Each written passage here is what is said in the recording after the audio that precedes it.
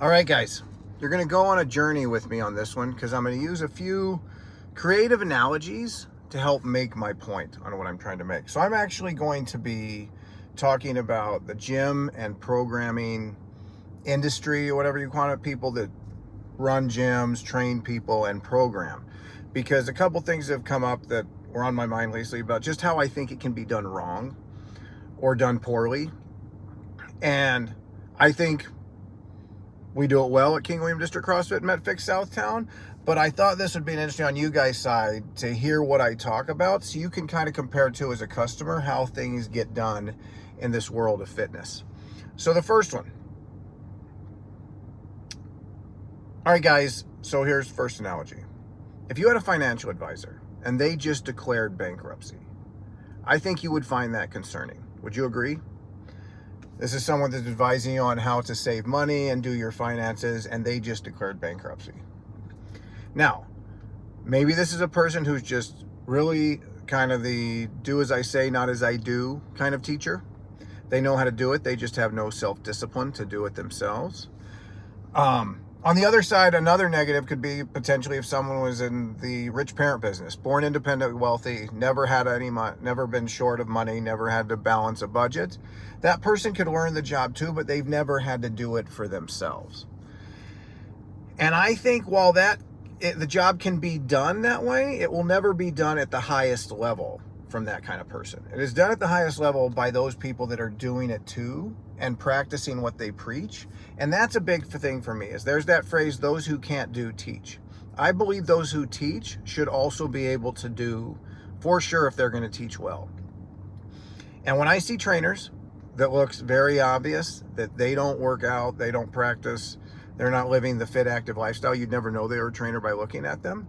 That is problematic to me. I'm not saying you have to be on the cover of a magazine with 2% body fat, but I am saying you should be regularly working out in the gym, watching what you eat, and doing everything we're asking everybody else to do. Otherwise, I just think you are leaving a lot of meat on the bone as to how good a coach you can be, and you're losing validity. I think you guys would agree. While someone's sitting there, on a box, and you're thinking that person's, 40 pounds overweight, and they're telling you to work harder, it doesn't resonate as much from that person. I, by nature, this is one of the reasons I'm in the right job, I would do what I do anyways, but I do the same workouts as you. I battle with trying to not have the dessert on the weekend. I fight all these same fights you guys fight, and I think it makes me a much better coach. I am able to empathize and sympathize, not only share my own experience, but understand where you're feeling in the moment on that too, because that's something I am practicing as well. And when I see trainers that aren't doing that, or when I see, frankly, CrossFit box owners that are trying to just get as distant from the box as I can. And I've seen box owners, they're not even working out anymore. They got some coach running it. That to me is exactly what I saw in the fitness industry that I left and came to this because of its purity. And so because of that journey for me, seeing that kind of thing, I just don't think those are ever going to be the best gyms, or they can do it as well as the ones who are living the life right next to you. So that's one. On the other one. All right, guys, so one of the things that makes us human is our ability to create, to build systems and processes to organize the world around us, to make it more productive or more organized, or do whatever we happen to want it to do. That is different. I'm going to use my example. What does a zombie do? Well, a zombie kills people and it tears everything to pieces, and it does that really well. But a zombie never sets up a government or builds a house or makes something better. It just destroys. And that's when I see what I think trainers do, when I see them paint with too broad a brush when criticizing other people's programming. There's a lot of programmers out there now, and that's cool. I'm glad. We're going to all make each other better. But there's a lot of them, then I'm basically just name calling. Your programming sucks, or that programming's no good. If I had somebody say that to me, I'm totally disregarding them. It makes them look worse than me, because to me there was no thought, there was no critique, there was no discernment there. You're just saying, yeah, well, my dad can beat up your dad. You're not saying anything real in that situation. If somebody came to me and said, your programming involves too much squatting every week and you're not going overhead enough. Now that takes discernment. You're talking about a system that you think could be done better. And that's what we're doing as programmers in this world, is we're creating systems that people can apply to their own life and get results from.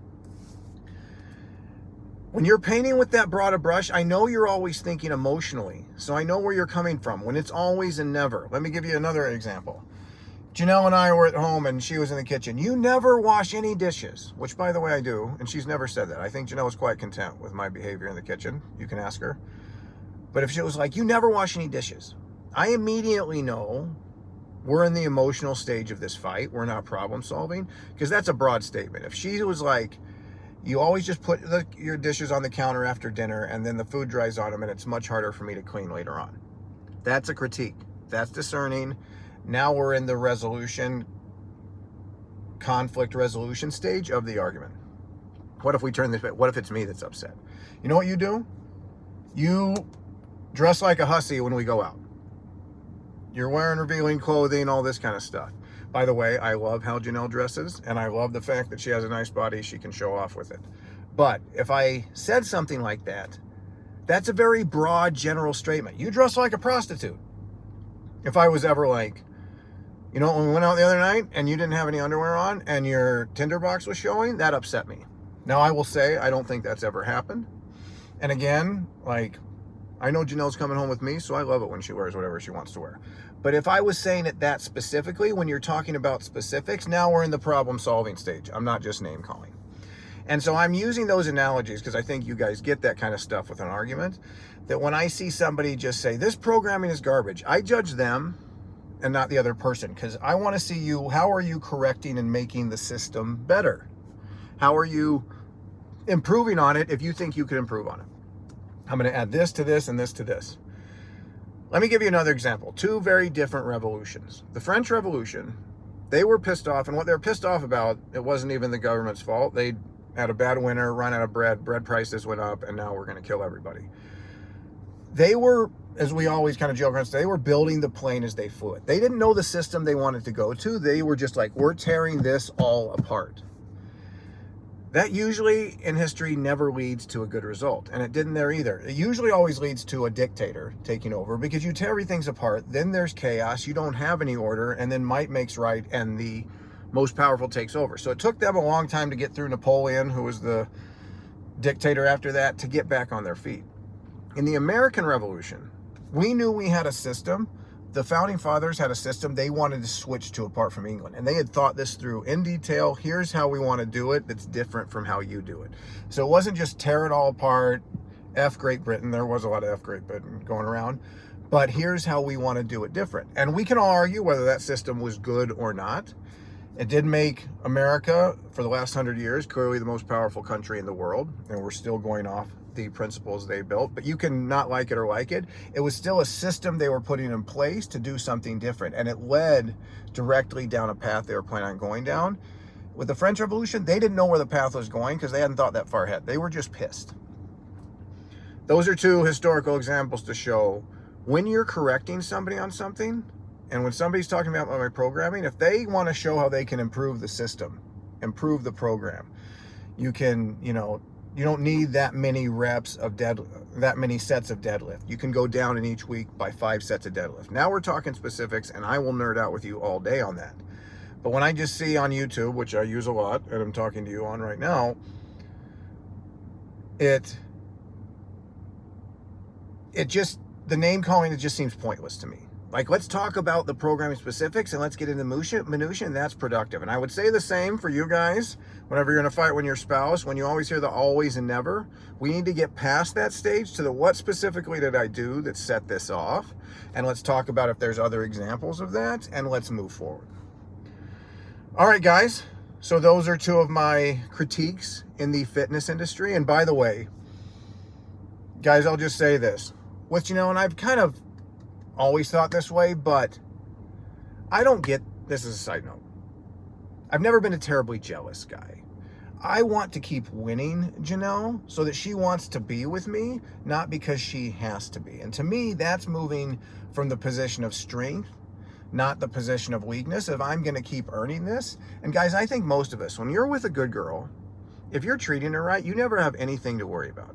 So that's why I love the fact that she's gorgeous, has a great body, and I like how she dresses. Because when she's going out, I know she's coming home with me. Because I know she wants to. Because she likes me. And guys, that's way harder to do in a relationship than your pickup lines on the first 2 dates. Anybody can come up with a couple smart lines that maybe entertain a girl for a little while. But when you're dealing with a woman who's seen you sick, who's gone in the bathroom after you've had your worst blowouts, who's seen you when you don't know what to do about money, all these things. So she's seen your humanity, and you can still win her by being the person you are. That's coming from a position of strength. Because it's not like, well, you have to be with me, so you have to deal with this. It's like, yep, this is all of me, good, bad, and ugly, and I'm going to keep winning you. I think that is just a much stronger position to come from, which is why I've never understood the whole jealousy thing, or if you shouldn't wear this or that or the other. Like, make the person you're with want to stay with you. And if you can't do that, probably not the right person for you. All right, guys, that got a little philosophical at the end. Right on. Talk to you later.